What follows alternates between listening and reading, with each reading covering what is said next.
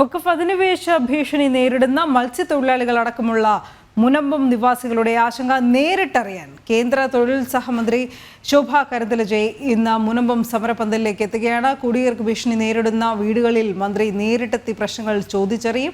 BJP നേതാവ് major രവിയും ഇന്ന് മുനമ്പത്തെ സമരപന്തലിൽ എത്തുന്നുണ്ട്. മുനമ്പം ജനതയ്ക്ക് ഐക്യദാർഢ്യ പ്രഖ്യാപനത്തിന് വേണ്ടിയിട്ടാണ് BJP നേതാക്കൾ ഓരോരുത്തരായി എത്തുന്നത്. സുധീഷ് ഗോപാൽ അവിടെ നിന്നും ചേരുന്നു കൂടുതൽ വിവരങ്ങളുമായി. സുധീഷ്, ഇന്നലെ കേന്ദ്ര സഹമന്ത്രി ശോഭ കരന്തലജെ നെടുമ്പാശ്ശേരിയിൽ എത്തിയപ്പോഴുള്ള സ്വീകരണം നമ്മൾ കണ്ടതാണ്. പ്രധാനമായും മുനമ്പം സമരക്കാരെ കാണാനാണ് അവർ എത്തുന്നത് എന്നും മനസ്സിലാക്കിയിരുന്ന ഒരു കാര്യമാണ്. ഇന്ന് എപ്പോഴത്തേക്കാണ് മന്ത്രി എത്തുന്നത്? വിശദാംശങ്ങൾ.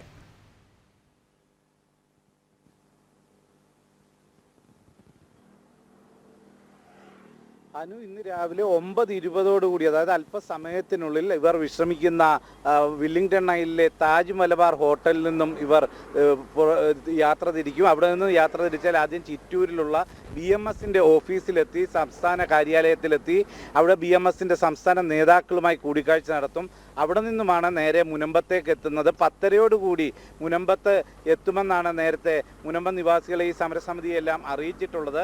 ആ രീതിയിൽ തന്നെയാവും കാര്യം. അവിടെ സമരപന്തലിലെത്തി ആൾക്കാരെ കാണുന്നതോടൊപ്പം തന്നെ ഓരോ വീടുകളിലും എത്തി ഈ വഖഫ് അധിനിവേശ ഭീഷണി നേരിടുന്ന വീടുകളിലെത്തി ഓരോ കുടുംബത്തിലെയും സ്ത്രീകൾ അടക്കമുള്ളവരോട് അവർ നേരിടുന്ന ആശങ്ക ചോദിച്ചറിയുന്നു. അതോടൊപ്പം തന്നെ ഒരു മത്സ്യത്തൊഴിലാളി മേഖലയിലുള്ള ഒരു കടന്നുകയറ്റ ശ്രമം കൂടിയായിട്ടാണ് ഇതിനെ വിലയിരുത്തുന്നത്. അതുകൊണ്ട് തന്നെ ആ തൊഴിൽ മേഖലയിലെ ആശങ്കകൾ കൂടി ചോദിച്ചറിയുക എന്നത് തന്നെയാണ് ഒരു തൊഴിൽ മന്ത്രി എന്ന നിലയിൽ ശോഭ കരന്തലജയുടെ ഈ സന്ദർശനത്തിലൂടെ ലക്ഷ്യം വെക്കുന്നത്. ആ രീതിയിൽ മുനമ്പം നിവാസികളുടെയും അവിടുത്തെ മത്സ്യത്തൊഴിലാളികളുടെയും മത്സ്യമേഖലയിലെയും അതോടൊപ്പം വഖഫ് അധിനിവേശം മൂലം ഇവർക്ക് ഉണ്ടാവുന്ന വലിയ ഭീഷണി, നമുക്ക് ഏറ്റവും കൃത്യമായി പറഞ്ഞാൽ 70കളിൽ ഈ ഭൂമി ഇവർ സ്വന്തമാക്കുമ്പോൾ സാധാരണ നിലവിലുണ്ടായിരുന്ന വിലയേക്കാൾ അന്ന് 150 രൂപ സെൻറ്റിനുള്ളപ്പോൾ 250 രൂപ പ്രകാരം കൊടുത്തിട്ടാണ് ഈ ഭൂമി വാങ്ങുന്നത്. അങ്ങനെ ഭൂമി വാങ്ങാനുള്ള ഏറ്റവും പ്രധാന കാര്യമായി അവിടുത്തെ ജനങ്ങൾ ചൂണ്ടിക്കാട്ടുന്നതും അവരൊക്കെ മത്സ്യത്തൊഴിലാളികളാണ്.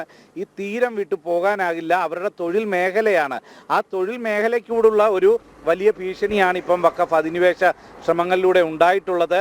ആ രീതിയിൽ അവരുടെ തൊഴിൽ മേഖലയെ സംരക്ഷിക്കുക എന്ന ലക്ഷ്യം കൂടി ഈ മന്ത്രിയുടെ സന്ദർശനത്തിനുണ്ട്. അവരുടെ അത്തരം മേഖല നേരിടുന്ന പ്രശ്നങ്ങളെല്ലാം തന്നെ ചോദിച്ചറിയുമെന്നാണ് നമുക്കറിയാൻ സാധിക്കുന്നത്. ഇതോടൊപ്പം തന്നെയാണ് BJP നേതാവായ മേജർ രവിയും അവിടെ എത്തുന്നത്. ഒരു ഐക്യദാർഢ്യ റാലി ഉണ്ടാവും.